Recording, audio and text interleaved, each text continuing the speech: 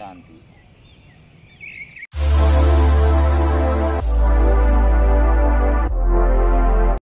Selamat pagi. Pagi, Pak. Pagi, ya, oke. Pagi, Pak. Baik, hari ini kita melanjutkan kuliah minggu lalu, yaitu tentang apa yang harus kita siapkan kalau kita atau pelajari kalau kita mau mendesain. Ada 3 hal. Yang pertama, kita harus tahu disturbance, respon, dan karakteristik. Di sini saya mengambil contoh, ada sebuah bola ya, ada sebuah bola. Bola itu kita letakkan di atas lantai seperti ini. Lalu kita berikan gaya di atas. Katakan gaya itu 100 Newton, statik. Dan bolanya tidak bergerak, tetap di satu posisi. Jadi di sini berlaku hukum Newton ke berapa? Ke aksi reaksi hukum Newton ke berapa? 3, Pak. Hukum Newton ketiga, oke? Kita berikan aksinya, force-nya itu P, 100 Newton dari atas kepada bola ini, bola kaki. Di bawahnya di atas lantai, seperti ini. Apa yang terjadi? Terjadi perubahan bentuk. Jadi dia akan kempes atau melendut seperti ini, bending. Yang katakan kita sebut ini delta. Mungkin terlalu kecil ya, delta. Oke. Nah, delta ini respon. Respon dari bola terhadap disturbance P. Oke. Nah, sekarang kalau itu kita teruskan lama-lama ini akan melengkung jauh, ini akan tertarik, akhirnya pecah, betul nggak? Bisa pecah nggak bolanya? Bisa nggak? Bisa, Pak. Bisa. Kenapa pecah? Coba videonya dihidupkan, jadi saya bisa tahu kalian itu masih ada di situ atau sedang tidur atau kemana. Videonya hidupkan, jadi kita ini kan kelas interaktif. Kalau nggak tuh apa kita pakai Zoom. Google Classroom saja. Nah, jadi kalau ini kita teruskan ya, ini akan bertambah lagi ke sini, ini akhirnya akan pecah. Nih, ini terjadi fail di sini, failure. Pecahnya itu kenapa? Karena ya, ini akan terjadi respon tegangan di sini yang besar, yang melebihi kekuatan tarik dari material bola. Jadi material inilah konteksnya adalah apa? Karakteristik. Ini contoh lagi. Oke. Ini tangan ya. Sekarang tangan ini kalau saya kasih beban lengkung ke sini, ya, ini kasih saya beban lengkung. Ini adalah disturbance. Oke? Maka responnya dari jari ini akan melendut, betul nggak? Ada delta ke sini. Ya. Lalu di sini akan terjadi tegangan tarik. Nih ya, di sini akan terjadi tegangan tarik. Di bawah ini terjadi tegangan tekan. Lalu apa yang terjadi kalau ini melebihi, kita teruskan akhirnya failure, broken, patah. Kan kita patah. Why? Kenapa? Karena melebihi kekuatan tarik ya dari kulit, tulang, segala macam dari tangan ini. Nah, kekuatan tarik itu dari jari inilah yang disebut dengan karakteristik. So, are you with me? Masih bersama saya? Kemana ini? Kok jadi hilang nih orang-orang nih? Iya, Pak. Oke. Kelihatan ya? Baik. Kelihatan, Pak. Sampai situ. Sudah paham?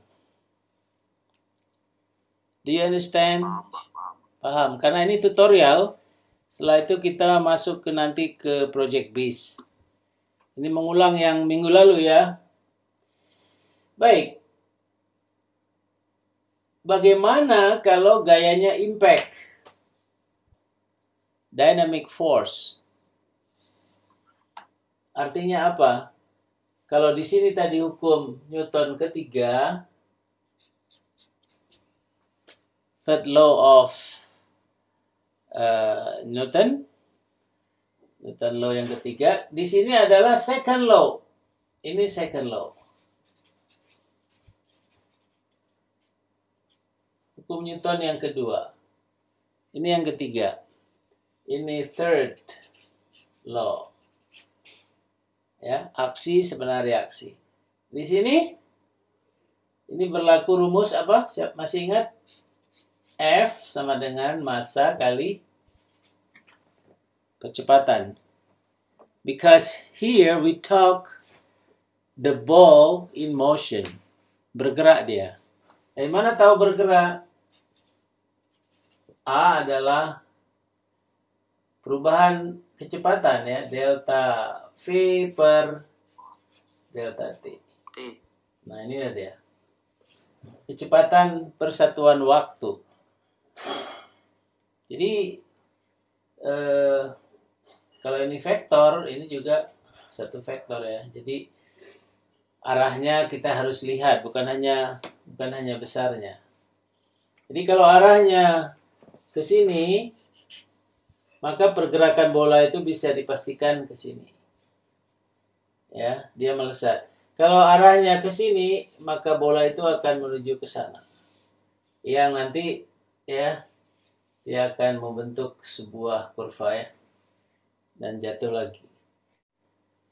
Oke. Apa bedanya antara gaya yang di sini sama gaya yang di sini? Jadi ini refreshing minggu lalu. Ya. Kalau ini F, kita bicara gaya impact. Di sini adalah waktu, ini time, ya, dalam bentuk second. Ini satuannya Newton, ya.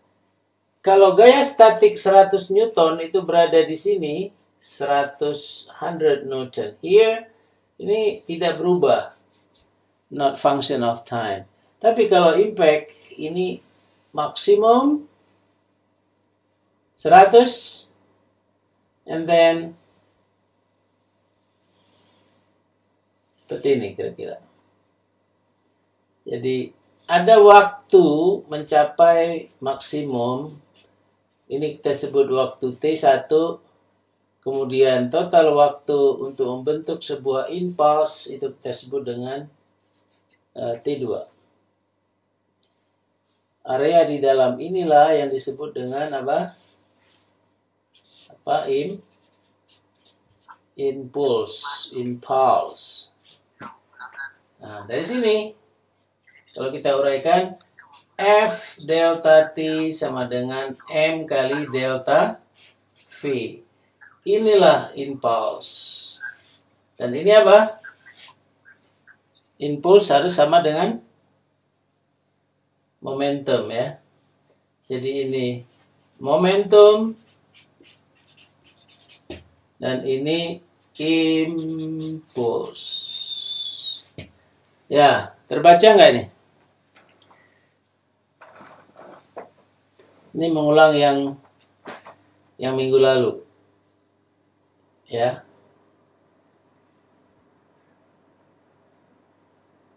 Jadi kalau ada kurva seperti ini. Coba perhatikan ya, coba perhatikan. Ini apa bedanya ya? Kurvanya seperti ini. Kemudian ada lagi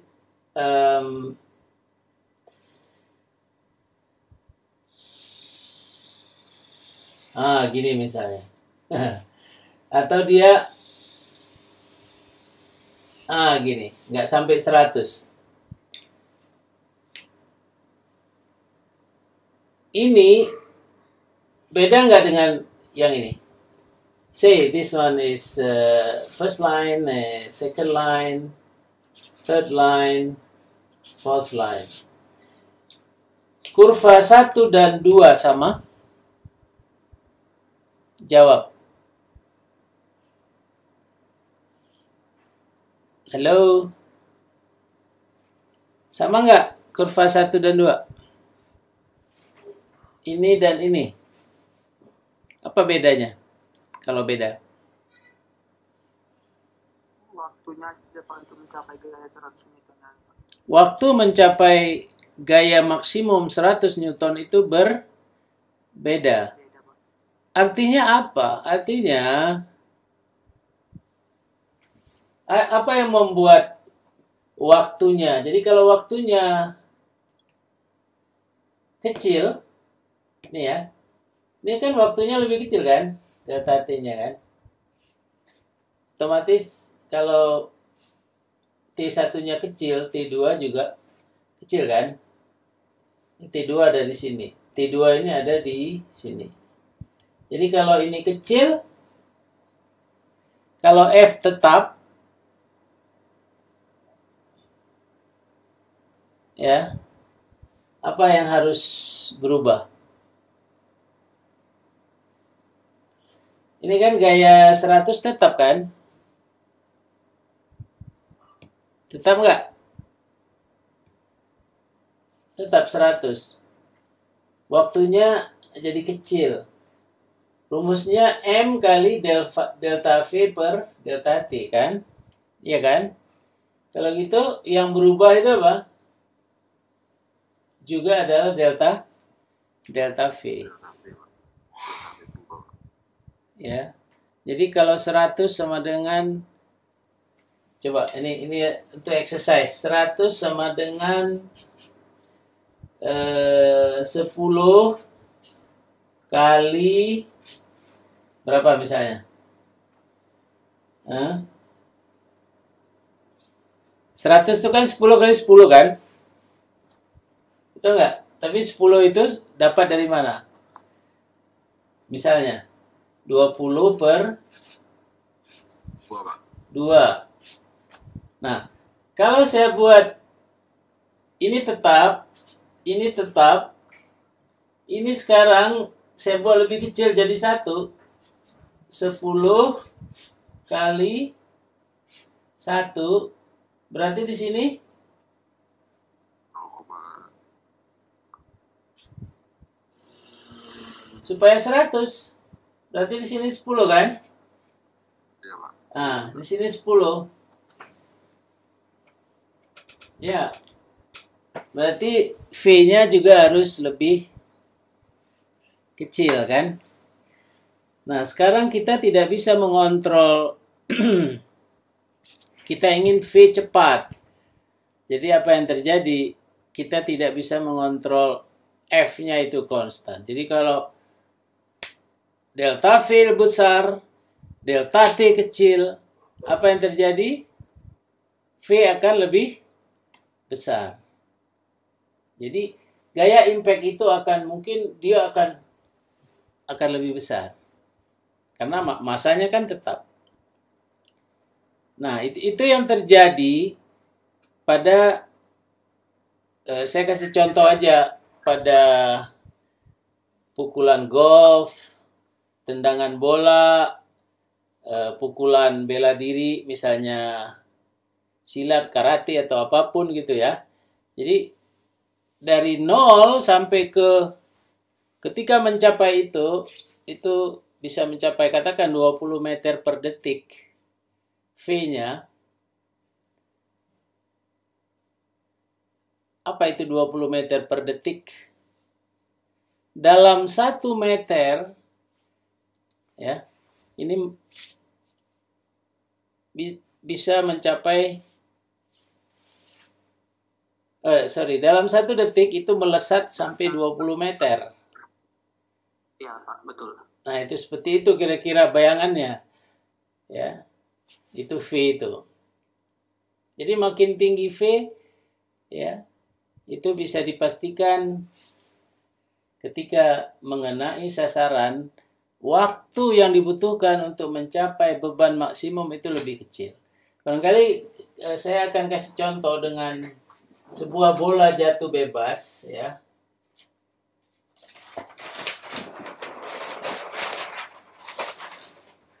Ini coba lihat ya.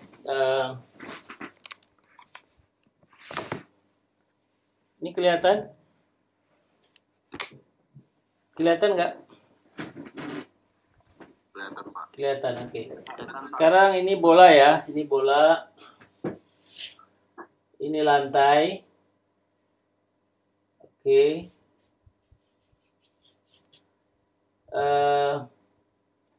Ketika bola itu menyentuh lantai, ya. Ketika itu bola menyentuh lantai dengan, oke, katakan hanya itu ya 5 meter ya. Antara permukaan ini ke permukaan dia jatuh itu 5 meter. Atau sama juga dari sini ke sini. Di sini minggu lalu kita katakan bahwa energi potensial itu sama dengan massa kali gravitasi kali tingginya. Jadi kalau massa bola ini katakan 1 kilogram, gravitasi M mass 1 kilogram, gravitational force 9.8 something meter per second square, h 5 meter. Kita bisa hitung EP. Tetapi di sini di posisi posisi 1 ini posisi 2, EK energi kinetik sama dengan 0. Why 0? Kenapa 0? Karena energi kinetik itu apa? Energi kinetik setengah mv kuadrat kan? Di atas ini 0 ya, ini 0. Jadi energi kinetik 0. But here, after reaching the floor, this platform, apa yang 0?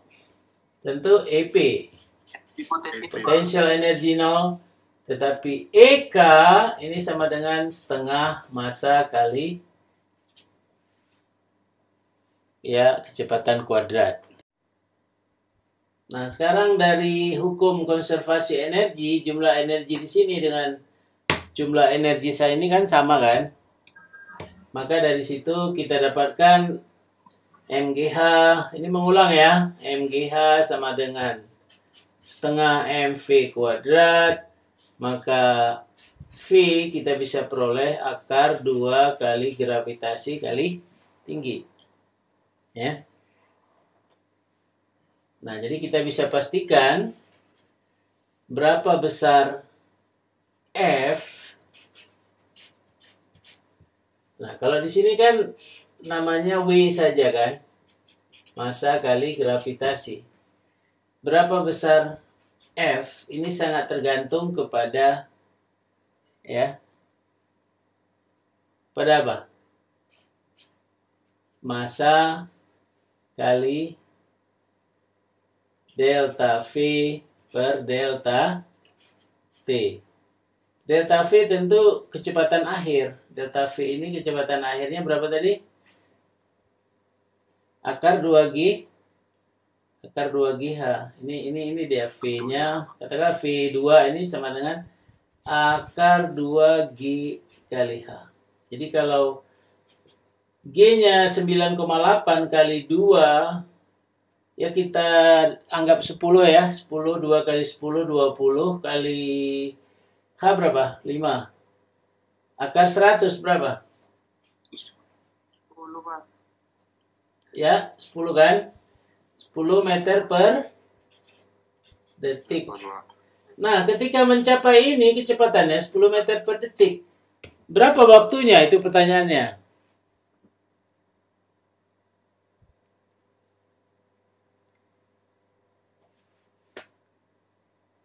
setengah detik, Pak. Huh? How do you know? Setengah detik? 0.5 second? Dari mana itu? Dari mana?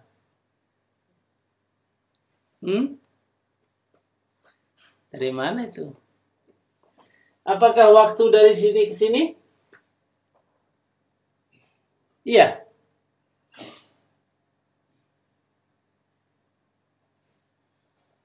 Mungkin bayangan kalian S sama dengan apa?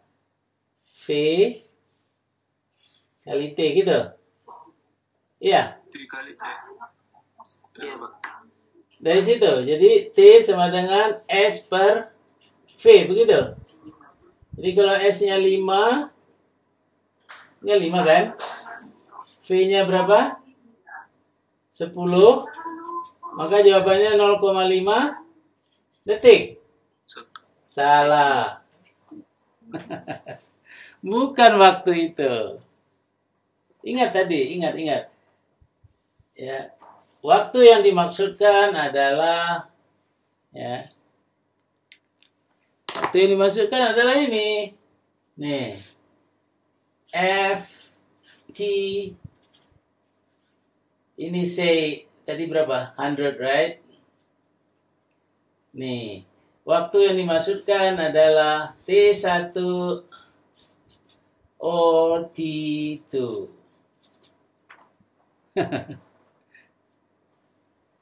Oke, I have bentar ya, mudah-mudahan saya punya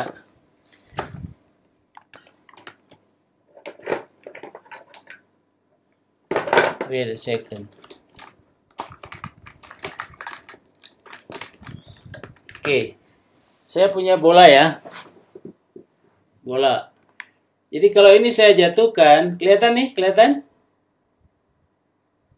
Dasarnya nggak kelihatan. Kelihatan? Dasarnya nggak kelihatan, Pak. Nggak apa-apa dasarnya, yang penting bolanya kelihatan nggak? Kelihatan, Pak. Jadi kalau ini saya jatuhkan, ini bola ya. Nih, lihat. Membal kan? Tapi karena saya masih beban, itu kalau saya jatuh bebas, kelihatan nggak membalnya? Oke. Nggak, Pak. Ya, kalau makin elastisitasnya makin besar, maka dia akan makin tinggi naiknya ke atas. Ya kan? Jadi, ketika dia menyentuh, nih, ketika ini menyentuh lantai, oke, jadi nih. Ketika dia menyentuh lantai, apa yang terjadi? Ketika ini, ada nggak reaksi dari lantai ke sana? Sama seperti tadi, ini akan terjadi strain energi di sini. Ya, bola ini akan apa namanya? Akan ketekan, ini energi berkumpul di sini, lalu dikembalikan lagi ke sana. Betul nggak? Nah, jadi kalau perbandingannya W, katakanlah massa kali gravitasi, W-nya berapa tadi? 9,8 ya, 10 ya. W-nya 10, F ini bisa mencapai 20 kalinya. Berapa itu? 200, Pak. Iya. Jadi kalau di sini 10 Newton, di sini bisa mencapai berapa? 200 Newton. 200, Pak. Ya. Kok bisa? Kok bisa gitu? Nah, ya karena speednya tinggi, waktunya sedikit. Itu kuncinya. Makanya sebuah pukulan tinju, jab, ya kan, atau karate, Gyakusuki, ya, tendangan yang begitu cepat, walaupun ini hanya 2 buku jari ini yang kena, tapi berlipat ganda hasilnya. Kenapa? Karena speed. Makanya orang main golf itu yang dipentingkanlah speed pada saat kena bola. Orang nendang bola kaki juga gitu, orang main pingpong juga gitu, ya. Orang mau mukul benda keras juga gitu. Nah, itu intinya. Jadi makanya aplikasi daripada ilmu ini kepada sport mekanik ini juga terpakai atau diperlukan. Ini ya.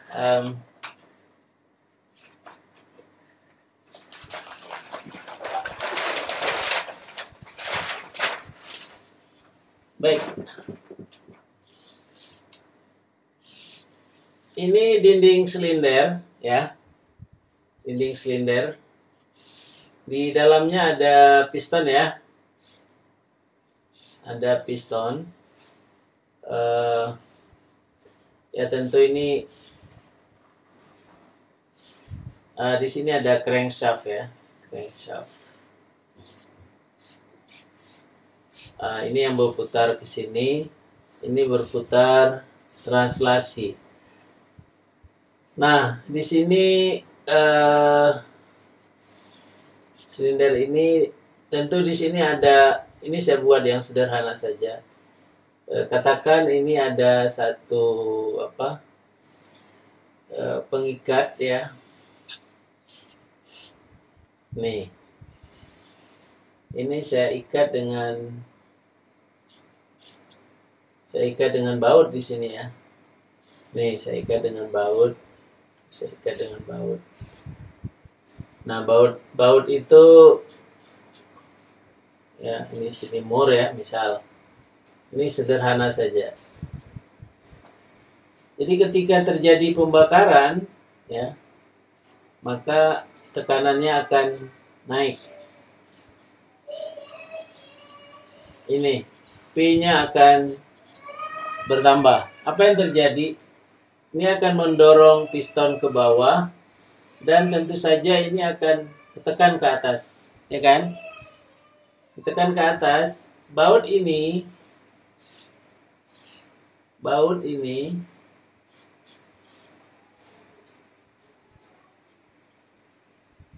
akan mengalami tarikan ke atas. Ini seolah-olah ditarik.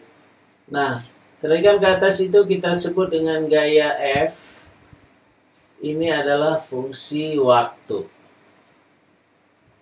Itu gaya impact yang terjadi. Betul atau salah? Gaya statik atau gaya impact yang terjadi?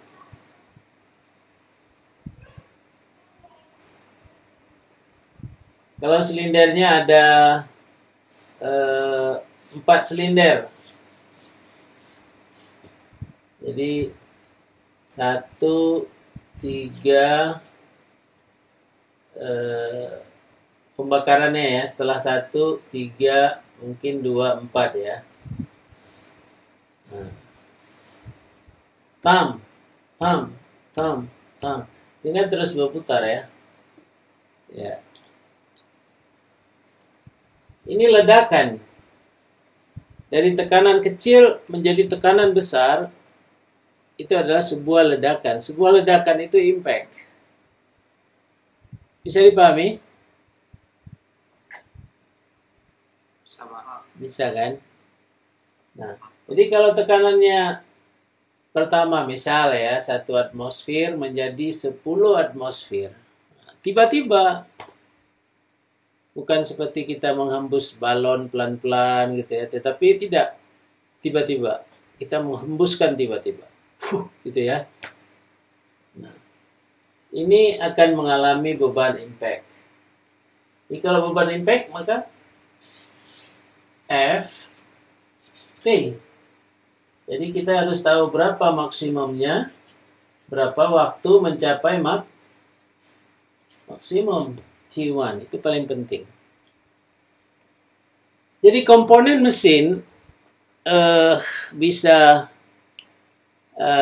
statik. Kalau kalian duduk di atas kursi, itu beban statik yang kalian berikan. Tapi begitu kalian jatuhkan ya badan kalian ya, bokong kalian tuh tiba-tiba ke kursi, apa yang terjadi? Kursinya itu ambruk. Ya, kenapa? Karena udah melebihi kekuatan kursi.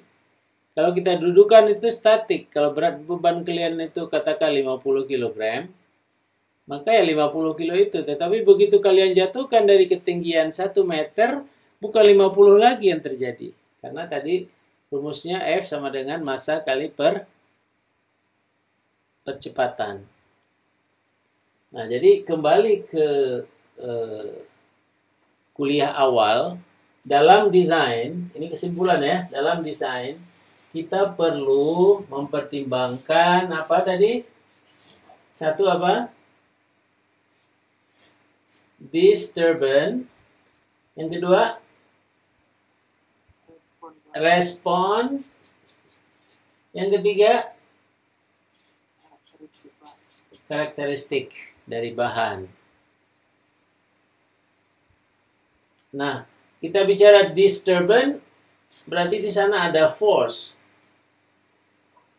Ya, force ini bisa static, bisa impact, bisa dynamic, bisa cyclic, berulang ya. Ya, akibatnya nanti dia mengalami sifat fatigue ya. Jadi ini response, ini karakteristik, ini disturbance. So, if you want to be a good designer, you have to know, to understand how to use disturbance, response, and characteristic. Jadi di sini F, responnya barangkali dalam bentuk delta tadi, strain atau stress. Juga di sini ada, ini udah benar. Nah, di sini ada modulus of elasticity, ada strength, either SUT, yield stress, ya. Apalagi endurance stress, endurance strength, nanti kita akan masuk. Nah, ini. Jadi baca bab 1, review chapter 1, 2, 3 ya. Dari buku Shikli. Nanti saya akan assign untuk latihan ada tugas, tetapi untuk project base coba sekarang kalian formulasikan, bahas di dalam kelompoknya apa kira-kira yang akan kalian, yang tertarik ya untuk kalian desain. Mulai dari hal-hal yang sederhana saja dulu ya, karena proyeknya nggak satu. Oke, sampai di sini ada pertanyaan? Tidak ada lagi? Any question?